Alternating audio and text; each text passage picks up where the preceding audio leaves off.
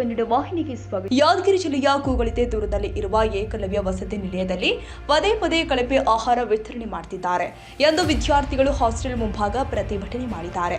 ಇದೇ ಸಂದರ್ಭದಲ್ಲಿ ಮಾತನಾಡಿದ ವಿದ್ಯಾರ್ಥಿಗಳು ತಮ್ಮ ಅಳಲನ್ನ ತೋಡಿಕೊಂಡಿದ್ದಾರೆ. ನಮ್ಮ ಸಮಸ್ಯೆಗಳ ಬಗ್ಗೆ ಹಲವು ಬಾರಿ ಕೇಳಿದ ಸಿಬ್ಬಂದಿ ವಿದ್ಯಾರ್ಥಿಗಳ ಮೇಲೆ ದೌರ್ಜನ್ಯ ಮಾಡ್ತಾರೆ ಎಂಬ ಆರೋಪಗಳು ಕೇಳಿ ಬರ್ತಾ ಇತ್ತು. ನಮ್ಮ ಬಗ್ಗೆ ಏನಾದರೂ ಹೇಳಿದ್ರೆ ನಿಮ್ಮ ಟಿಸಿ ಕೊಡಬೇಕಾಗತ್ತೆ ಅಂತ ಹೇಳುತ್ತಾರೆ ಎಂದು ವಿದ್ಯಾರ್ಥಿಗಳು ತಮ್ಮ ದುಃಖವನ್ನು ತೋಡಿಕೊಂಡಿದ್ದಾರೆ. ಕೊಳೆತ ತರಕಾರಿಗಳ ವಿತರಣೆ ಮಾಡಿದ್ದು ಕೆಲವು ದಿನಪತ್ರಿಕೆಯಲ್ಲಿ ವರದಿಯಾದರೂ ಕೂಡ ಅಧಿಕಾರಿಗಳು ಯಾವುದಕ್ಕೂ ಕೂಡ ತಲೆಕೆಡಿಸಿಕೊಳ್ಳದೆ ತಮ್ಮ ದರ್ಪವನ್ನು ಮೆರೆಯುತ್ತಿದ್ದಾರೆ ಎಂಬ ಆರೋಪಗಳು ಕೂಡ ಕೇಳಿ ಬರ್ತಾ ಇದೆ. ವಿದ್ಯಾರ್ಥಿಗಳು ಮೇಲಧಿಕಾರಿಗಳಿಗೂ ಕೂಡ ಕರೆ ಮಾಡಿದ್ರೂ ಕೂಡ ಸರಿಯಾಗಿ ಸ್ಪಂದಿಸದೆ ವಸತಿ ನಿಲಯದ ಮೇಲ್ವಿಚಾರಕರನ್ನ ಕೇಳಿ ಎಂದು ಮೇಲಧಿಕಾರಿಗಳು ವಿದ್ಯಾರ್ಥಿಗಳಿಗೆ ಹೇಳ್ತಿದ್ದಾರೆ. ಹಾಗೆ ವಸತಿ ನಿಲಯದ ಮೇಲ್ವಿಚಾರಕರು ನಾವು ಮಾಡಿದ್ದು ತಿನ್ಬೇಕು, ಇಲ್ಲದಿದ್ರೆ ಸುಮ್ಮನೆ ಇರಬೇಕು ಅಂತ ವಿದ್ಯಾರ್ಥಿಗಳ ಮೇಲೆಯೇ ದಬ್ಬಾಳಿಕೆ ಮಾಡುತ್ತಾರೆ ಎಂದು ವಸತಿ ನಿಲಯದ ವಿದ್ಯಾರ್ಥಿಗಳು ತಮ್ಮ ದುಃಖವನ್ನ ತೋಡಿಕೊಂಡಿದ್ದಾರೆ. ಹೀಗೆ ನೋಡಿದ್ರೆ ಮೇಲ್ನೋಟಕ್ಕೆ ಇಲ್ಲಿ ವಸತಿ ನಿಲಯದ ಮೇಲ್ವಿಚಾರಕರು ಹಾಗೂ ಮೇಲಧಿಕಾರಿಗಳು ಹೊಂದಾಣಿಕೆಯಿಂದ ಅಧಿಕಾರ ಮಾಡ್ತಿದ್ದಾರೆ ಎಂಬುವ ಅನುಮಾನ ಮೂಡ್ತಾ ಇತ್ತು. ಹಾಗೆ ನಗರದಲ್ಲಿ ಇರುವ ಇನ್ನೂ ಅನೇಕ ವಸತಿ ನಿಲಯಗಳಲ್ಲಿಯೇ ಪದೇ ಪದೇ ಯಾಕೆ ಕಳಪೆ ಆಹಾರ ವಿತರಣೆ ಮಾಡಲಾಗ್ತಾ ಇದೆ, ಯಾಕೆ ಅಧಿಕಾರಿಗಳು ಮೌನ ವಹಿಸುತ್ತಿದ್ದಾರೆ ಎಂಬ ಅನುಮಾನ ನಮ್ಮಲ್ಲಿ ಮೂಡ್ತಾ ಇದೆ. ಅನೇಕ ಸಂಘಟನೆಗಳು ದಿನಪತ್ರಿಕೆಯಲ್ಲಿ ವರದಿ ಮಾಡಿದ್ರೂ ಕೂಡ ಎಚ್ಚೆತ್ತು ಕೊಡದ ಅಧಿಕಾರಿಗಳು ಮೊಂಡುತನಕ್ಕೆ ಬಿಟ್ಟಂತೆ ಕಾಣ್ತಾ ಇದೆ ಎಂಬುದೇ ವಿಪರ್ಯಾಸ. ನಿನ್ನ ಹೆಸರು ಹೇಳಪ್ಪ, ಏನದ ಹನುಮಂತ ಸರ್. ಏನು ಸಮಸ್ಯೆ? ಸಮಸ್ಯೆ ಭಾಳ ಇದಾವ್ರಿ, ಎಲ್ಲ ಪ್ರತಿಯೊಂದು ಸಮಸ್ಯೆ ಇದಾವ್ರಿ. ಏನಾನ ಕೇಳಪ್ಪಲ್ರಿ ನಮ್ಮನ್ನ ಟಾರ್ಗೆಟ್ ಮಾಡ್ತಾರ್ರಿ, ಟೀಸ್ ಕೊಡ್ತೀವಿ ಅಂತಾರ್ರಿ. ಇಂಥ ನಿಮ್ಮಂತ ಯಾರು ಬಂದ ಕೇಳಪ್ಪಂದ್ರೆ ಹಂಗೆ ಅನ್ಸ್ತಾರ್ರಿ. ಏನಂತ ಅಂದಿಸ್ತಾರ? ಏನೋ ಟೀಸ್ ಕೊಡ್ತೀವಿ ನಿಮ್ಮದು, ನೀವೇನು ನಿಮಗೇನು ಮಾತಾಡೋಕೆ ಟಾರ್ಗೆಟ್ ಮಾಡ್ತಾರ್ರಿ ಮಾಡ್ರಿ ನಮ್ಮಂದ್ರಿ.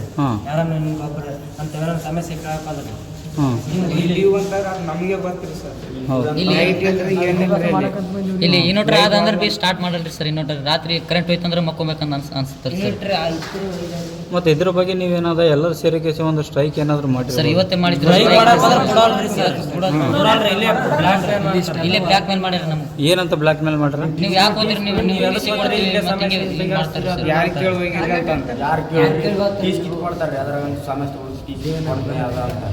ಓಕೆ.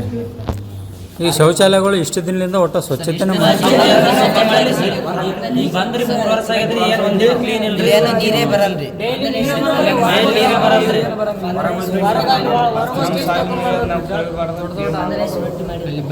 ಬಟ್ಟೆ ತೊಳೆಯಲ್ಲಿ ಹೋಗಿ ಜಾಕ ಮಾಡ್ತೀವ್ರಿ ದಿನ. ನಮ್ಗೆ ಅದನ್ನು ಮುಂಜಾನೆ ಅಷ್ಟೇ ಒಂದು ಟೈಮ್ ಬರ್ದ್ರು. ಏನಪ್ಪ ಅಲ್ಲಿ ಹೊರಗೆ ಹೋಗ್ತೀವಿ ನಾವು ದಿನ ಜಾಕ ಮಾಡಕ್ಕೆ. ಅಲ್ಲಿ ಬಟ್ಟೆಗೆ ಜಾಗದಲ್ಲಿ ನಾವು ಹೊರಗೆ ನಿಂತು ಜಾಕ ಮಾಡ್ತೀವಿ. ಇಲ್ಲೆಲ್ಲ ಶೌಚಾಲಯದಾಗ ಯಾವ ನೀರು ಸ್ವಚ್ಛತೆ ಎಂಬುದೇ ಇಲ್ಲ.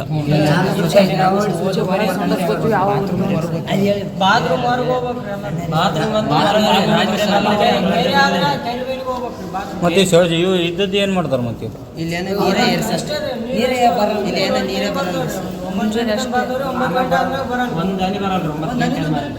ಮತ್ತೆ ತಿರುಗಿ ಮರ್ದಿನ 9 ಗಂಟೆ ಆದ್ಮೇಲೆ ಜಳಕ ಮಾಡಬೇಕು.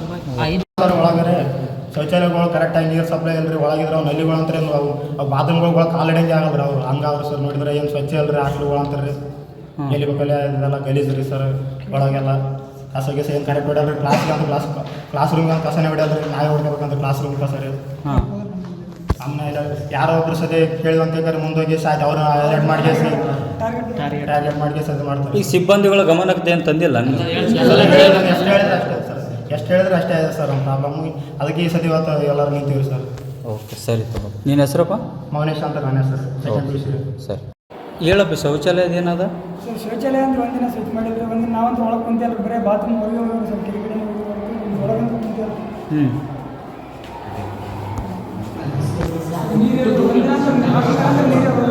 ನೀರಿಂದ ಒಟ್ಟ ಟೋಟಲ್ ಸಮಸ್ಯೆ ಅದ.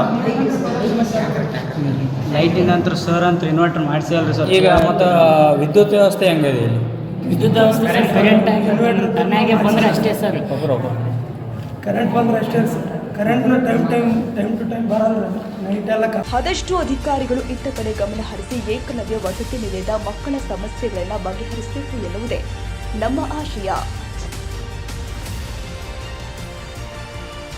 ತಾಜಾ ಸುದ್ದಿಗಾಗಿ MTV News 24/7ಗೆ ಸಬ್ಸ್ಕ್ರೈಬ್ ಮಾಡಿ ಮತ್ತು ಬೆಲ್ ಐಕಾನ್ ಅನ್ನು ಒತ್ತಿ. ತಪ್ಪದೇ ಲಿಂಕ್ ಶೇರ್ ಮಾಡಿ.